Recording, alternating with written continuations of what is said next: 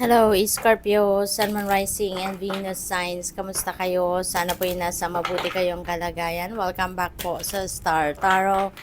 Kung bago kayo rito, welcome din kayo. Thank you sa inyong support. I truly appreciate it. God bless you all, Scorpio. Paunang mensahe po ninyo, surrender your fear of change, no? Sabi dito, the universe is reminding you that you are cared for always. Whether you're afraid of a change in your job, your health, or a relationship, or if you fear aging or death, repeat the affirmation, I have faith that all is well. Okay? Kasi siguro ang dami ninyong iniisip, no? Ang dami ninyong takot sa pagbabago, sa mga kahit siguro slight changes sa buhay ninyo, may discomfort kayo nararamdaman kasi natatakot kayo what's going to happen next, no? Maaring may mga ganon kayo ang iba sa inyo, no? Kaya ngayon, sinasabi sa inyo dito na mag-ano kayo, affirmation kayo, positive affirmation, and you can recite, I have faith that all is well. Magtiwala lang kayo. No, magtiwala lang kayo na everything happens for a reason and have everything happens for your highest good, and mag-affirm kayo, I have faith that all is well. Makakatulong yan na maging magaan ang inyong pakiramdam. Okay? What else? Surrender resentments. Holding on to resentments only poisons you. That's very true. Kasi mas lalong bibigat lang inyong pakiramdam. Mas lalo lang kayong mahihirapan, ano? Try to forgive others for their shortcomings and keep moving forward toward positive situations in your life. Kasi masamang nag-hold ng grudges, hindi maganda ang epekto nun sa sarili natin. Yung resentments na yan, yung galit, hatred, mga ganon, ano? So, mas magandang magpatawad, 'di ba? Mas magandang magpatawad. It's easy said than done, but mas magandang resulta nito. Mas magandang may dudulot na epekto nito sa atin kung marunong tayong magpatawad. What else? We have surrendered your desire to control people. Being over-controlling can sabotage relationships. Okay? To more effectively achieve your goals, back off, regroup, and give the situation some breathing room. Alright? So, kaya, ano na lang kayo, i-let go nyo na, no? Yung pakiramdam ninyo na dapat makontrol ninyo yung tao, yung person ninyo, control the situation, mas magandang let them be. Let them be, no? Hayaan natin, no, na pagtiwalaan naman natin ang tao. So, depende sa inyong sitwasyon. Okay? This is not going to resonate with everyone. So, just take as it resonates.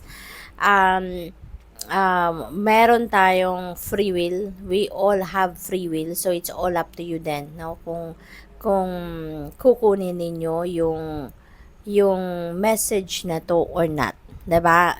Tanging kayo lang ang makakapag-desisyon yan. Okay? So, this is just a message for you to more effectively achieve your goals, no? Mas magandang hayaan mo. Hayaan mo na mabuhay din siya, no? The way na gusto niya. Napapag-usapan din ang lahat, 'di ba? Meron kayong mga pag-uusap, conversation. So doon ninyo titignan, doon kayo mag-observe kung papaano ninyo i-inject yung gusto ninyo, kung approve sa kanya, kung gusto niya, may willingness siya na mag-compromise para mas maging maayos ang inyong relationship, mas mag-a-agree kayo sa bawat isa, both of you magiging masaya sa inyong magiging decision, then so be it, hindi ba? Pero yung i-insist natin, yung kung ano ang gusto natin over that tao, 'di ba? Parang nawala siyang consent na hindi niya gusto, hindi siya natutuwa, 'di ba? So that's a different story. Hindi yan magreresulta sa isang magandang relationship. Surrender to passion, get out of your head and feel the fire in your belly. Focus on the people or activities that ignite your passion and let it flow. 'Di ba? Kung ano yung passion ninyo, whatever it is that you love to do, no? gawin ninyo, 'di ba? Ipagpatuloy ninyong gawin. Focus on that. Focus on whatever it is that that makes your heart sing, that make your soul happy, 'di ba? Bigyan ninyo ng oras, panahon, atensyon, and just let it flow. Isingit ninyo sa mga schedule ninyo, isingit ninyo sa mga plans ninyo, no? Kailangan natin 'yon para ma-feed natin din yung soul natin. Lord, help me remember that nothing will happen today that you and I can't handle together. Kasi nga, 'di ba? We are co-creating our reality with God.